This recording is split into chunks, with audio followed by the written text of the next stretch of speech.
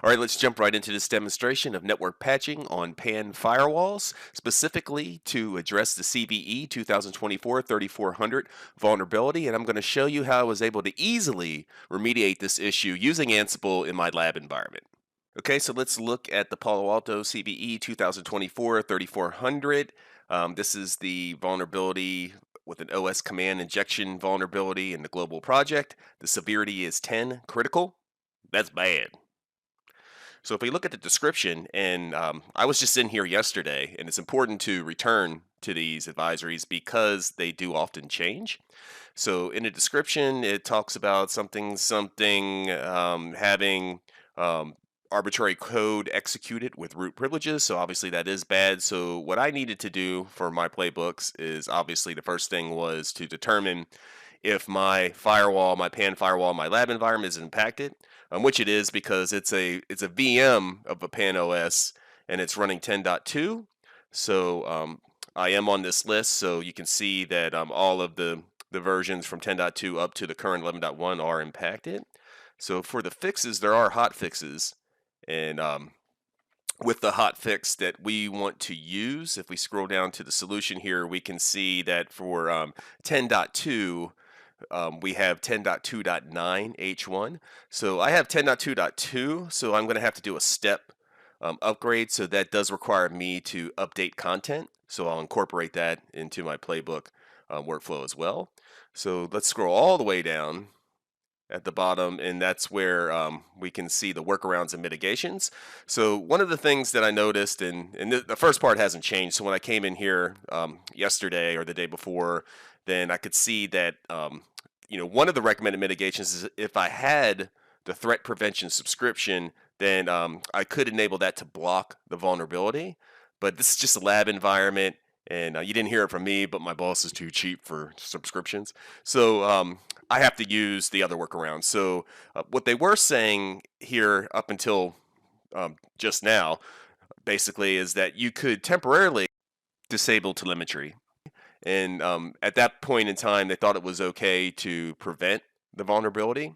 But now what they're saying is that's no longer effective in itself. So you really need to have that hotfix upgraded to be completely protected from this. So in my playbooks, I already have the disabling of the telemetry, so we'll still keep those tasks in there. But again, that's not going to be enough. So we'll actually have to go through the upgrade process for the hotfix in order for us to be able to remediate the issue in my environment. So let's go ahead and check out the playbooks.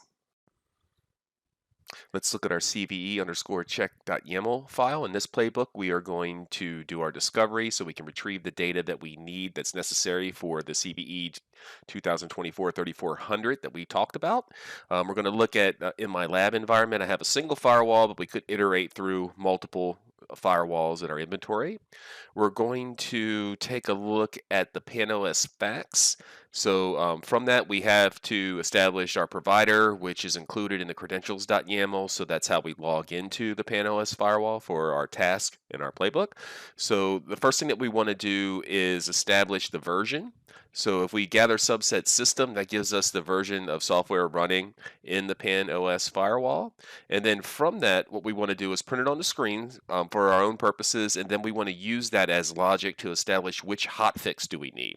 So we have conditionals for that. So in this first one here, we can see that if it's 10.2 in that major release and any of the minor release permutations of that, it's going to map to the hotfix of 10.2.9-H1, and that's what effectively we need to upgrade that firewall to.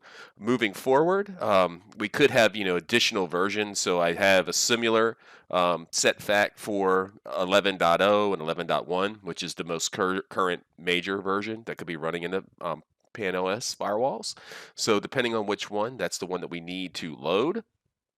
And again, this task is not necessary. At one point, this was the workaround by disabling the telemetry.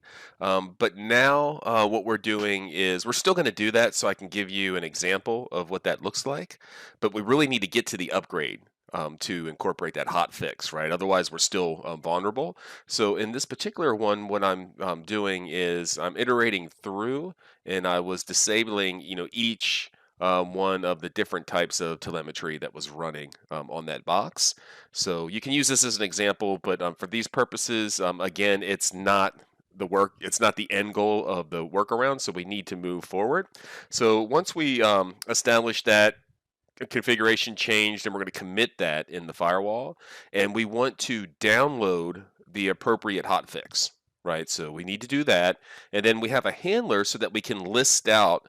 And again, I have one firewall, but if we had multiple firewalls, we would want to list them out so that we know which firewalls need to be upgraded into which hotfix based off of the version that we gleaned from that particular playbook discovery. Now let's take a look at the playbook run. I'm going to use Ansible Navigator, but certainly we could run this in the Ansible automation platform as a workflow. But to keep it simple, and for those who don't have AAP, then it's easy to use this simple example to run from Navigator or from just the Ansible core engine as playbook commands. For Navigator, we do need an execution environment with the PAN OS EE is the one that I'm using here. This EE will give us access to the PAN OS collection that we need for some of these tasks. In the output, we can see that as we gathered the facts, the PAN OS facts, that we have determined our current base version is 10.2.2, and then that maps to a hotfix of 10.2.9-H1 is what we'll need to apply when updating in the subsequent playbooks. So before we do that, we're disabling the telemetry. And that was because we found that that version was in our conditionals.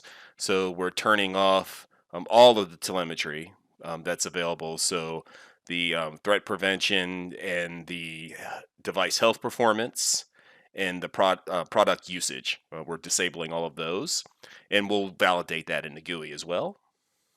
So because we've made a change, we need to commit that candidate config so it becomes permanent configuration. I ran this earlier so you can see that we have an OK for download to target PAN OS version. So we already had 10.2.9-H1 from a previous playbook run, so no need to download it again. We are impacted by CVE 2024-3400, and it requires the upgrade to 10.2.9-H1, which was downloaded to the PAN firewall. We can validate in a GUI that we are still running the main code of 10.2.2, and in the software we have downloaded the 10.2.9-H1, so it's all teed up and it's ready for the upgrade. The telemetry screen validates that all of the telemetry has been disabled at this point.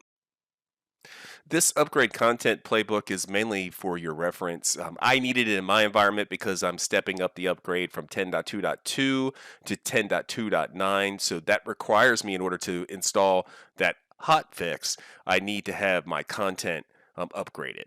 So you may have content already upgraded automatically in your environment. In my case, I needed to do that. So I wanted to show you two different examples of using content with the panos_op module using the native command line syntax, as well as examples using XML. So you can use either way. So this playbook gives you two examples of that, and effectively I'm updating the content and making sure that the content is available as a precursor and a prerequisite in order for me to upgrade again to 10.2.9 for the hotfix. The content's updating, and basically this is just several different files that the firewall needs for different features and functions that it provides. Here's our upgrade playbook. We determined the hotfix version 10.2.9-H1. We can set that as a variable. When we run the playbook, we want to go ahead and export the configuration, so we save that config as a backup, and then we go through the tasks to install our PAN OS version. And from that, we need some time for the software to install, and then ultimately we need to reboot the firewall. So we're going to take some time and also some checks to make sure that the chassis is ready, so that way we can ultimately go ahead and re-enable our telemetry. And in terms of the telemetry, the way that this works is Earlier, we used the panos_op to send show commands or admin commands. With the panos type command, we use xpath to point to where the configuration item is located, and there's a GUI in documentation to help you understand what xpath is. And then the element is the actual XML configuration snippet that is mapped to that command. Now, is there anyone out there who wants to go fast? Anybody? I want to go fast. All right, let's speed this playbook up then.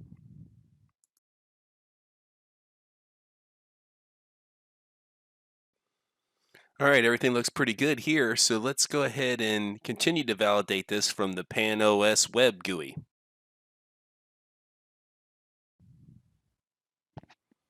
So at this point, we can see that we have installed and upgraded our 10.2.9-H1 hotfix, so we are now safe from the vulnerability. We're protected.